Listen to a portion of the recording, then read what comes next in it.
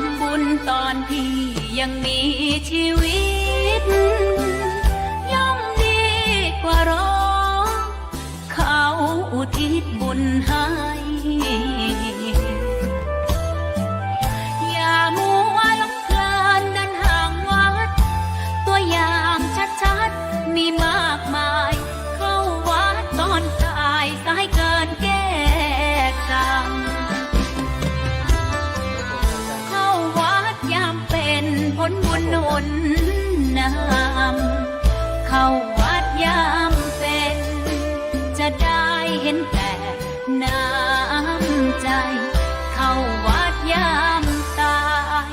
จะได้เห็นแต่น้ำตา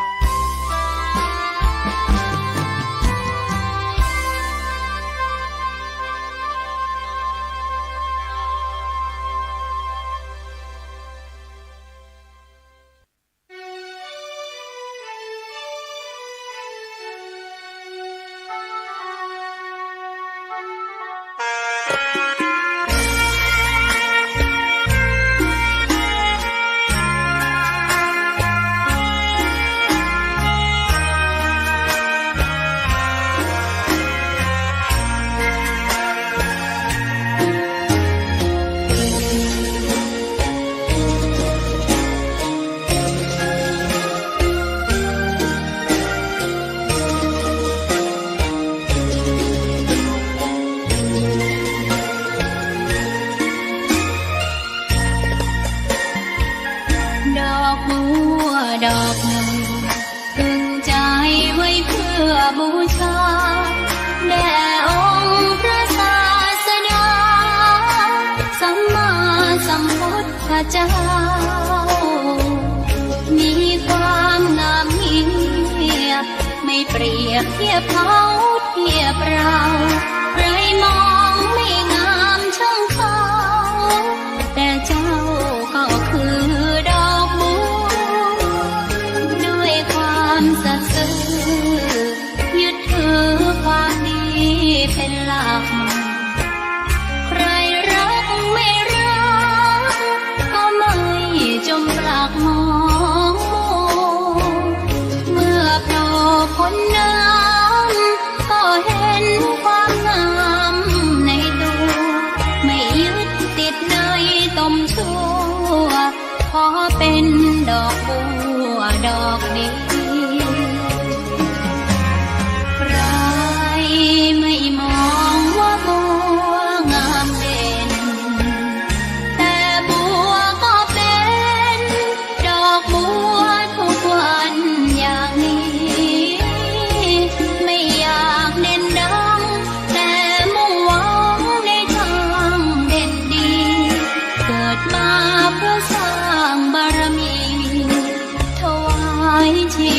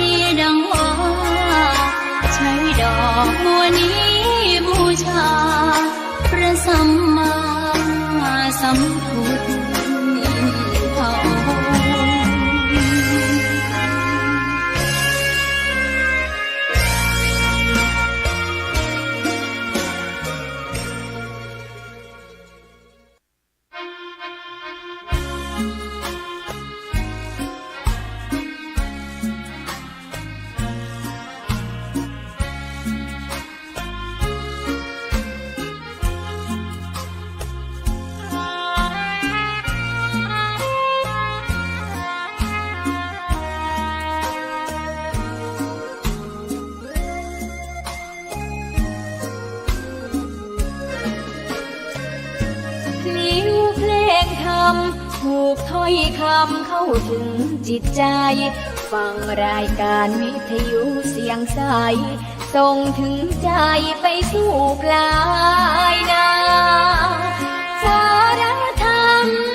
น้อมนำมองพระศาสดาบอกผู้คนทั่วลาหันมาเข้าวัดฟังธรรมคลื่นเสียงนี้เป็นคลื่นธรรมะจากใจส่งถึงบ้านไกลบ้านไกลฟังได้สุขใจล้ำยามดึกดื่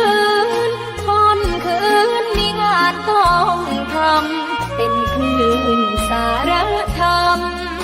เน้นย้ำธรรมะเพื่อนใจเสียงคลื่นธรรมบอกหลักธรรมให้คลายความเหงาฟังเสียงธรรมะเบาเบาบอกเล่าถึงคนบ้านไกลสื่อธรรมะบอกลดละระหว่างด้วยใจสื่อไปถึงสวงในเข้าใจหลักธรรมหลักดีเพลงธรรมผูกสัมพันธ์จิตใจร่าเริงฟังสาระธรรมะบันเทิงรื่นเริงในชีวิตยามวันว่างเดินทางไปเยี่ยมสถานีนัดพบกันน้องพี่วันนี้วันดีวันเสาร์สวดมนต์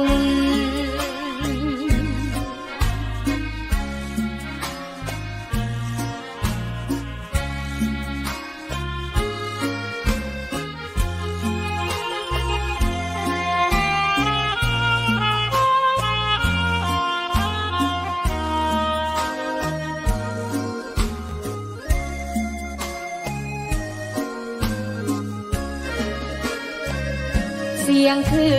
นธรรมบอกหลักธรรมให้คลายความเหงาฟังเสียงธรรมะเบาเบาบอกเล่าถึงคนบ้านไกลสื่อธรรมะบอกลดละระหว่างด้วยใจสื่อไปถึงสวงในเข้าใจหลักธรรมหลักดีเพลงธรรมผูกสัมพันธ์จิตใจร่าเริงฟังสาระธรรมะบันเทิงรื่นเริงในชีวิตยามวันว่างเดินทางไปเยี่ยมสถานีนัดพบกันน้องพี่วันนี้วันดีวันเสาร์สวดมนต์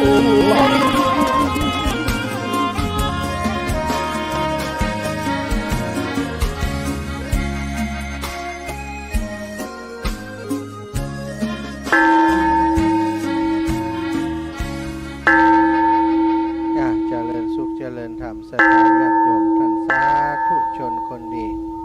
เข้าใจพ่อแม่ทั้งหลายทุกท่านทุกคนที่ติดตามรับฟังรายการเสียงธรรมยามเช้า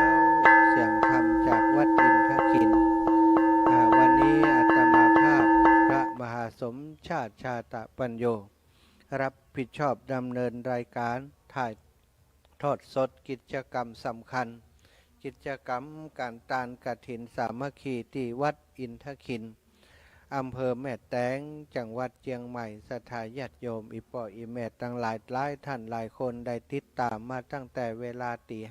5จนฮอดเวลานี้เนาะอาตมาภาพก็ยังนั่งเป็นเพื่อนกับศรัทธาญาติโยมอยู่ในช่วงที่ยังรอโอกาสรอจังหวะเนาะของทางทีมงานถ่ายทอดสดของวัดไฟหินที่กำลังดำเนินการติดตั้งระบบในการถ่ายทอดของวัดไฟหินอยู่ที่กองอำนวยการก็เลยได้ใช้เสียงประชาสัมพันธ์ผ่านทาง Facebook ไลฟ์ของอาตมาภาพและก็จากทาง เฟซบุ๊กของอาตมาภาพแล้วก็ต่างจากต่างสถานีวิทยุในเครือข่ายจากสถานีวิทยุในเครือข่ายของคลื่นสีขาวที่ลำปาง 106.50 เมกะเฮิรตซ์ได้เมตตาออกอากาศอยู่ในขณะนี้โดยทีมงานของสถานีวิทยุท่านดร.จิรศักดิ์ บรรลำน้องแอมพัชริยาฟองจันตาเนาะได้ลิงก์สัญญาณเชื่อมสัญญาณให้ในช่วงนี้เป็นประโยชน์ในการทำกิจกรรมอันสำคัญร่วมกันต้องขอขอบคุณทีมงานเนอะน้องนัทสถาพรสุตาคำน้องดิวอนุพงษ์ตาจินะน้องแอมดร.แอมพัชริยาฟองจันตาซึ่งได้เชื่อมสัญญาณลิงก์สัญญาณไปให้กับอาตมาภาพอยู่ที่ลำปางพุ่นเนาะขอบคุณหลายๆขอบคุณนักถ้าบ่มีลูกหลานดำเนินการจัดการฮื้อนะตังเฮานี้ก็บ่สามารถจะทำอย่างใดออกอากาศไปไปแต่บ่มีใครเชื่อมสัญญาณก็สัญญาณฮื้อก็เป็นไปเปล่าไปบ่ได้บ่มีใครได้ยินก็ขอขอบคุณเป็นอย่างสูงช่วงนี้เป็นหน้าบุญหน้าตาลหน้าการหน้างานเทศกาลตาลกฐินกฐินการกฐินนั้นเป็นบุญใหญ่เป็นสังฆทานเป็นบุญที่ถวายแก่สงฆ์ศรัทธาญาติโยมสงฆ์ต้องมี4 รูปขึ้นไปนะ4 รูปขึ้นไปเรียกว่าสงฆ์ถ้ากฐินนี้เพิ่นก็ต้องรับกฐินมี5 รูปเพราะจะมีคนหนึ่งเป็นคนรับกฐินศรัทธาญาติโยมกฐินนี้เป็นมาตั้งแต่อดีตแล้วเนาะตั้งแต่สมัยเมื่อพระพุทธเจ้าของเราทรงพระชนมายุหรือว่ายังมีชีวิตอยู่ได้ทรงบัญญัติคือมีกฐินอาศัยความที่สมัยก่อนนั้นที่มีภิกษุปาไถยรัตน์เดินทางมาเพื่อจะเข้าเฝ้าพระพุทธเจ้าแต่ว่ามาถึงไปบ่ถึงเชตวันกำเตื้อเกิดเรือแหม36 โยชน์36 โยชน์เท่านั้นก็จะถึงพระเชตวันที่พระสัมมาสัมพุทธเจ้าเสด็จประทับอยู่เดินทางไปบ่ถึงก็จำเป็นต้องเข้าจำพรรษาก่อนจำพรรษา3 เดือนเรียบร้อยแล้วพระสงฆ์ทั้งหลายเหล่านั้นก็หีบเดินทางออกว่าศาลาพระเจ้าแล้วมหาปวารณาเสร็จเดินทางเลยสถาโดยความรีบเร่งเพื่อจะไปเข้าเฝ้าพระพุทธองค์ให้จงได้ยังบ่หันพระองค์กำเตื้อมีจิตเจตนามีใจอันเป็นมีความตั้งใจจะไปกราบพระองค์แล้วจะไปเข้าเฝ้าแล้วบ่สามารถจะรั้งรออยู่ได้เพราะเข้าพรรษา3 เดือนรออยู่จิตใจกระวนกระวายออกพรรษาแล้วก็ไปเลยสถาพอออกพรรษาแล้วก็ได้เดินทางไปที่พระวิหารเชตวันสถาญาติโยมคณะที่เดินทางไปช่วงเนื่องจากว่าปลายฝนต้นหนาวฝนยังบ่ดีแต่นะเปิ่นก็เดินทางไปกันฝนยังบ่ดีกำเตื้อเพราะฉะนั้นก็แน่นอนเมื่อฝนยังบ่หยุดกำเตื้อมันก็จะมีตามเลือกสวนไร่นาเนาะมีขี้เปอะขี้ตมอยู่ก็พอขี้เปอะขี้ตมเป็นโมงเป็นบวกอยู่นี้เดินทางไปก็เปื้อนผ้าจีวรผ้าห่มสถาเปื้อนผ้าจีวรบางเตือก็ไปถูกน้ำที่มันขึ้นมาตามข้างต่างนั่นมันเกี่ยวมันเกาะน้ำบัดตันขอเนี่ยมันตื้มบ่ขอสักกรรมสถามันเกาะอย่างเดียว ทำให้จีวรสบงจีวรผ้านุ่งผ้าห่มของพระสงฆ์องค์สังฆเจ้าฉีกขาดไปสู่สภาพนาเวทนาเข้าเฝ้าพระพุทธเจ้าทั้งที่เสื้อผ้าเปียกปอนอยู่นั่นเองแล้วก็ขาดกระลุ่งกระลิ่งพระพุทธองค์ทรงหันเช่นนั้นก็เกิดพระเมตตาขึ้นในจิตในใจแล้วก็ตามโบราณอริยประเพณีแต่โบราณพระพุทธเจ้าทุกรูปทุกองค์ก็มีการตานกฐินว่าพระพุทธองค์ก็เลยได้บอกคือ เหล่าภิกษุสงฆ์ทั้งหลายในที่นั้นได้รับทราบว่าต่อไปนี้เฮาอนุญาตกฐินการตั้งแต่วันที่นั้นอย่างวันที่ก็คือตั้งแต่วันที่ตั้งแต่ออกพรรษาตั้งแต่แฮม1 ค่ำเดือน11ไปจนหอดถึง15 ค่ำเดือน12เจริญพรอยู่ที่ไหน ตอนนี้ขึ้นมาแล้วเจ้า ขึ้น กำลัง มา แยกกันมาจากไอ้ปั๊มกำลังจะออกกันเนี่ยเจ้า โอ้สาธุสาธุอันตะกี้ปะอันนั้นก็ ตะ ปะ กี้พระอาจารย์โทรหาถ้าอยู่ในกระเป๋า เออ พากันแหวกอยู่ ปะอัน เรียกคน ปะรถกล่องแตกก็ ของใครก็เจ้าร ถกล่องแตกจะมาจากอันตังอย่างก็ ใช่แล้วนะมาด้วยกันนะเจ้าเนี่ยอยู่เจอกันที่ปั๊มในหมดนะเจ้า โอ้ดีละออกด้วยกันมาเนอะ เจ้า สาธุเจ้า เจ้ารถบ้านก็ที่บ้านพระอาจารย์คงกำนัดถึงบ้านผู้ใหญ่อย่างเนี้ย โอ้ดีกะ เนี่ยแล้ว โอ้ เจ้า สา ออก ธุ มาก่อนดีแล้วก็ตุยกันมาเนี่ยค่ะ โอ้สาธุดีละโอ้ดีใจมาด้วยกันละ เจ้าเคลียร์กันแล้วอ่ะ ค่ะดีสุดยอด เจ้า สาธุเอาศรัทธาญาติโยมคณะได้เดินทางมาแล้วเนาะ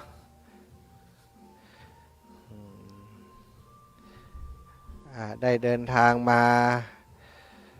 าที่จะมาที่แม่แตงแพะนะศรัทธาที่โทรมาหาเมื่อสักครู่นี้พระพุทธองค์ทรงอนุญาตให้มีการตานอันนี้พระพุทธองค์ทรงอนุญาตเองนะศรัทธาทรงอนุญาตเองเพื่อจะให้เป็นอานิสงส์แก่พระสงฆ์ที่จำพรรษาอยู่ในอาวาสอารามนั้นๆจะได้รับอานิสงส์ของกฐิน